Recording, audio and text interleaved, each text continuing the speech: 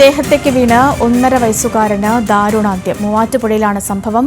Payipra micro junction പൂവത്തും ചുവട്ടിൽ അനസിന്റെ മകൻ അബ്ദുൾ സമദാണ് മരിച്ചത്. തിങ്കളാഴ്ച രാത്രി 9:30ഓടെയായിരുന്നു അപകടം. സഹിൻ ആന്റണിയുണ്ട് വിവരങ്ങളുമായി. സഹിൻ, വിവരങ്ങൾ. സേതു, ഏറെ സങ്കടകരമായ ഒരു വാർത്ത തന്നെയാണ്. TV ദേഹത്തേക്ക് മറിഞ്ഞു വീണ് ഒരു 1.5 വയസ്സുകാരൻ മരണപ്പെട്ടിരിക്കുകയാണ്.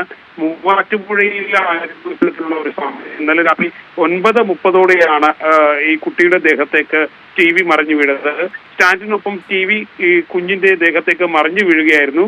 ഗുരുതരമായി പരിക്കേറ്റ കുട്ടിയെ ഉടൻ പെയ്ക്കാപ്പള്ളിയിലെ സ്വകാര്യ ആശുപത്രിയിൽ എത്തിച്ചു. തുടർന്ന് അവിടെ നിന്ന് കൊച്ചിയിലെ തന്നെ ആസ്റ്റർ മെഡിസിറ്റിയിലേക്ക് പ്രവേശിപ്പിച്ചു.